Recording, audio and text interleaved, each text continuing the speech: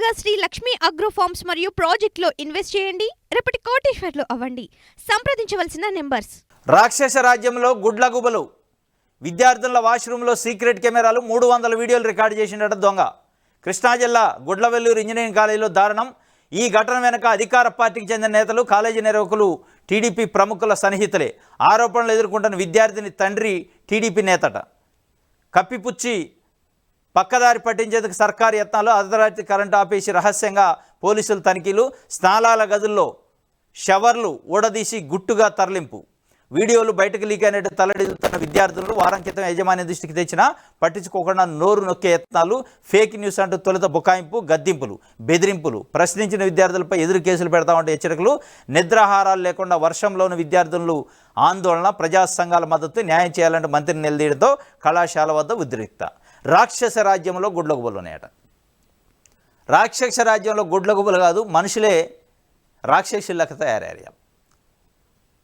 కొన్ని పార్టీలనే అధికారాలు అడ్డం పెట్టుకొని ఈ పరిస్థితి ఉంటే తెలుగుదేశం పార్టీకి సంబంధించిన ఒక నాయకుడు కూతురట. మరి అది ఆడ మనిషా కాదా? ఆడ జాతిలో పుట్టి కనీసం కనికరం లేకుండా తోటి విద్యార్థుల యొక్క వాష్రూమ్లలో వీడియోలను 300 రికార్డు చేసిందట. వాడు ఆమె లవర్ ఎవడు ఉంటే వాడిని తీసుకొచ్చి మొత్తం ఫిక్స్ చేసింది. ఎంత దారుణం! వాళ్ళు భయాందోళన. వాళ్ళు ఏ పరిస్థితిలో ఉన్నారంటే మొన్న సోషల్ మీడియాలో మొత్తం వైరల్ అవుతున్నాయి కొన్ని ఆడియోలు, వీడియోలు. భయాందోళన, చనిపోవాలా అని, ఇక అసలు ఈ భూమి మీద ఎందుకు పుట్టినో, ఎందుకు బతకాలనే పరిస్థితికి ఆ విద్యార్థులు వచ్చారు. ఆ స్టూడెంట్స్, అమ్మాయిలు. చాలా దారుణమైన పరిస్థితి. మళ్ళీ ఆ యాజమాన్యం ఏమంటుంది? ఉల్టా కర్రలు పెట్టి కొడుతుండ్రట. ఏదన్నా అడిగితే నోరెత్తితే నోరు తెరవనీయకుండా కర్రలతో కొడుతుండ్రు. కనీసం అడుగుదామన్నా కానీ లోపల గదిలేసి తాళాలు వేసే పరిస్థితికి వచ్చిందంటే ఎంత దారుణమైన పరిస్థితి! అంటే వాళ్ళకి జరిగిన అన్యాయం గురించి వాళ్ళు మాట్లాడద్దు. వాళ్ళకి జరిగిన ఇప్పుడు ఏదైతే ఇష్యూ జరిగిందో ఆ వీడియోల గురించి మాట్లాడితే నోరు ఎత్తనట్లేదట, కర్రలు పెట్టి కొడుతున్నట. ఇది మరి రాక్షస రాజ్యం కాకపోతే ఏం రాజ్యం అయింది? ఇది ఈరోజు సాక్షి పేపరు రిపోర్ట్ చేసింది. తమకు న్యాయం చేయాలని కోరుతూ హాస్టల్ వద్ద బైఠాయించి నిరసన తెలుపుతున్న విద్యార్థులు. వాళ్ళని మొత్తం వర్షము లెక్క చేయకుండా కూడా వాళ్ళు, ఎందుకంటే అది ఒక రకంగా వాళ్ళ ఆత్మాభిమానం, వాళ్ళ జీవితానికి సంబంధించిన సమస్య. బతుకులు బజారున పడతాయి పాపం. కానీ కొంతమంది విద్యార్థులకు సంబంధించిన ఆడియోలు వచ్చినాయి. చనిపోవాలని ఉంది, అసలు బతకాలనిపించట్లేదని కొంతమంది పాపం బయటికి వాళ్ళ యొక్క ఆవేదన, వాళ్ళ యొక్క ఆందోళన, వాళ్ళు ఒక నెర్వస్లోకి పోయారు. కానీ విద్యార్థులు ధైర్యం చేసుకోవాలా. ఎవడో చేసిన దొంగ పనికి మీరు ప్రాణాలు తీసుకోవాల్సిన అవసరం లేదు. వాడికి సిగ్గు లేదు.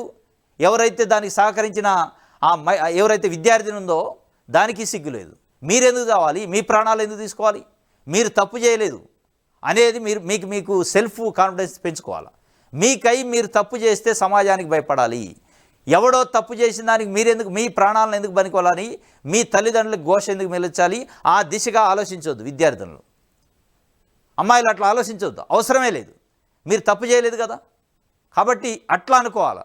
మనం తప్పు చేయలేదు, ఎవడో పైచాచిక ఆనందం కోసం చేసిన పని ఇది. వాడు పైచాచికం, వాడు రాక్షసుడు. వాడి గురించి మీరు ఎందుకు చేసుకోవాలా?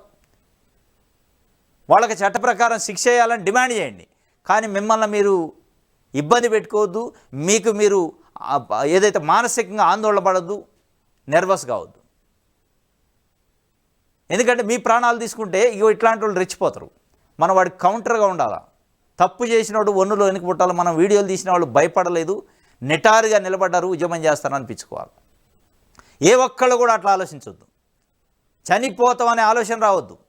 ఎందుకంటే తప్పు మీది కాదు, తప్పు కాలేజీ యాజమాన్యాది, తప్పు వార్డెన్ది, తప్పు ఆ వీడియో తీసినోడిది, తప్పు వీడియో తీయటానికి సహకరించిన ఆ అమ్మాయి ఎవరైతే ఉందో తెలుగుదేశం పార్టీ నాయకుడు కూతురట. ఇంకోటి, అసలు ఆ కాలేజీ యాజమాన్యం కూడా తెలుగుదేశం పార్టీకి సంబంధించి ఒక ముఖ్యమైన నాయకుడికి బంధువర్గం అట. గద్దెపాటి అనురాధ ఏదో ఎమ్మెల్యే అట, విజయవాడకు సంబంధించి అనేది చర్చ. ఇది చాలా దారుణమైన విషయం. దీనిపైన చంద్రబాబు నాయుడు గారు దృష్టి పెట్టాలా. ఇట్లాంటి వాటిపైన దృష్టి పెట్టాలా. ఈ జిత్వానీలు, నటీమణులు వాళ్ళు రకరకాల కథలు, బ్లాక్మెయిలర్ అని రకరకాలుగా వస్తున్నాయి. అది చేయండి ఎంక్వైరీ. అంటే మీకు టార్గెట్ ఉన్న ఐపీఎస్ని ఇరికించడానికి మీరు పద్ధతి పెట్టుకుంటే ఇక్కడున్న ప్రజల పరిస్థితి, విద్యార్థుల పరిస్థితి వాళ్ళ కదా మీరు ప్రొటెక్ట్ చేయాల్సింది. వీళ్ళు మహిళలు కాదా? వీళ్ళు విద్యార్థులు కాదా? అంటే జిత్వాని ఒక్కతే మహిళ, జిత్వానికి జరిగింది అన్యాయమా, అసలు అది అన్యాయమా, బ్లాక్మెయిలరా, నిజంగా జరిగిందా అనేది విచారణలో ఎట్లా తెలియదు. మీరే ఒక ముందే విచారణ ఎంక్వైరీ కాకముందే ముఖ్యమంత్రి స్థాయిలో చంద్రబాబు నాయుడు గారు ఉండి ఇది మొత్తం రూల్స్కు వయలేషన్ జరిగింది, ఈమెకు అన్యాయం జరిగిందని ఒక స్టేట్మెంట్ ఇచ్చేశారు. ఇక అన్యాయం జరిగిందని మీరే ముందు ఒక ప్రొడక్షన్ చేసిన తర్వాత అధికారులు ఆదేశంగానే చర్యలు తీసుకుంటారు. మీ ఇంటెన్షన్ ఏంది, ఒక 3-4 ఐపీఎస్ని ఇరికియాలా, ఆ ఇరికిచ్చే కార్యక్రమం చేసుకోండి. మీరు ఎట్లాగ ఇరికించాలనుకున్నారు, ఇది కాదు ఇంకోటి కాదు ఇంకోటి, ఏదో ఒకటి అయితే చేస్తారు. కానీ ఇక్కడ ఉన్నది కూడా కొన్ని వందల మంది మహిళల జీవితాలకు సంబంధించిన విషయం కదా, వాళ్ళ ఆత్మాభిమానం, ఆత్మ గౌరవానికి సంబంధించిన విషయం కదా. దీనిపైన కూడా మీరు ఎందుకు పట్టించుకోవట్లేదు? కాలేజీ యజమాని ఇప్పటికి కూడా ఈ రోజు కూడా కనీసం స్పందన లేదు. ఫేక్ న్యూస్ అని కొట్టిపారేస్తాను. ఇంకా నిన్న ఒక ఎస్పీ ఆయన కమిషనర్ అనుకుంటా, ఆ ఏరియా పోలీస్ ఆఫీసర్, పెద్ద ఆఫీసరే, లేదు అక్కడ ఏమీ కెమెరాలు ఫిక్స్ చేయలేదు అని ఆయన స్టేట్మెంట్ ఇచ్చేసిండు. నువ్వు ఆ ప్రెమిసిస్కి పోవు, ఆ రూమ్స్ చెక్ ఏది చేయకుండా ఏం లేదు హిడెన్ కెమెరాలు లేవు అని ఒక ప్రకటన ఇచ్చిన తర్వాత ఇక అక్కడ న్యాయం ఎక్కడ జరిగిద్ది అనేది అక్కడ ఉన్న విద్యార్థులను అడిగేది. ఎట్లా చెబుతారు మీరు ఎంక్వైరీ విచారణ చేయకుండా హిడెన్ కెమెరాలు లేవని? అక్కడ ఎవరైతే సహకరించిన వాళ్ళు ఇద్దరిని తప్పించారట, అక్కడున్న షవర్స్ అన్నింటిని విగేసి ఆ హిడెన్ కెమెరాలను తప్పించారు, ఏం లేవు అని చెప్పే ప్రయత్నం, మొత్తానికి కప్పిపుచ్చే ప్రయత్నం చేస్తున్నారు.